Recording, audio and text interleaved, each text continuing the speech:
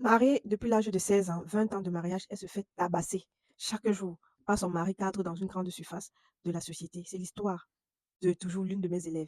J'ai dit, chaque fois qu'il y a formation, on se raconte un peu, on tape un peu nos commentaires et chaque élève a l'opportunité de se libérer parce que quand elle se retrouve entre femmes, elle fait un peu plus confiance. C'est une histoire réelle. Regarde la vidéo jusqu'à la fin.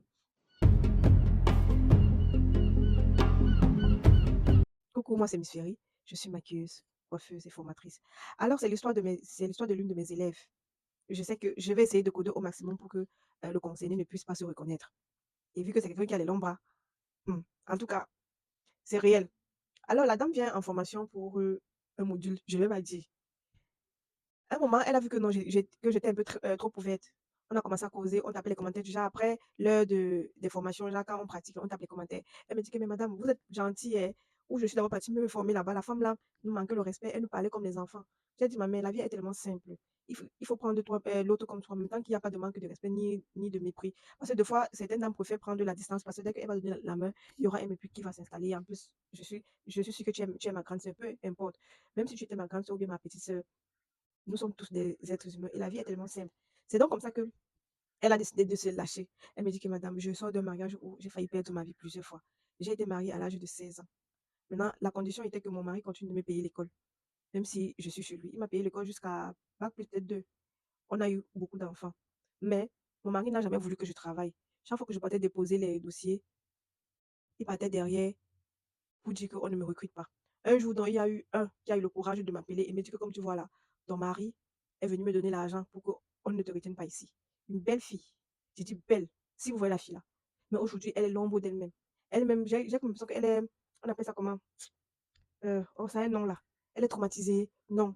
C'est un nom, les noms que les blancs ont donné là. Vraiment. Cette fille dit que chaque jour, quand son mari rentrait, il tapait sur elle. Il rentre étant souffre. Et il paraît que c'est un notable. Je vais me continuer l'histoire-ci. Je sais pas, hein. Raconter même ça me fait même bizarre.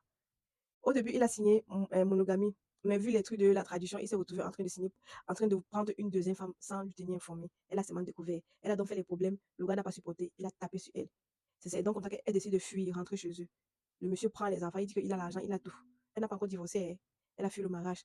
Parce que non seulement on est en train de lui imposer un régime polygamie, pourtant ils ont signé monogamie et le monsieur tape sur elle. Il ne veut pas qu'il doit travailler. On appelle ça comment? Suppression. C'est un nom là. Oh, ouais. Dépression. Elle est en phase dépressive. Parce que même quand elle parle, tu sens qu'il y a un truc qui ne va pas. n'est pas normal. Elle ne raisonne plus comme quelqu'un de. Il y a un truc qui ne va pas. J'ai eu pitié de mon élève là.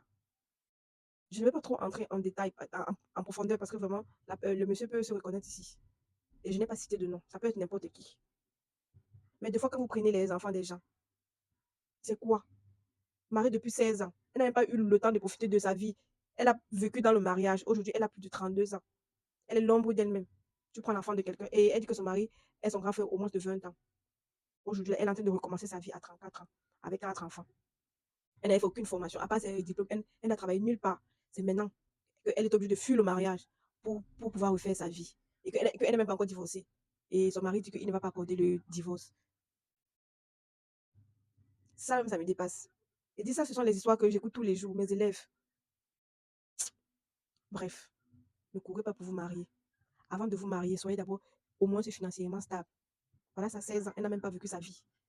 Peut-être qu'elle a eu la malchance de tomber sur un homme psychopathe. Mais toi là, qui envisage de te marier, réfléchis bien.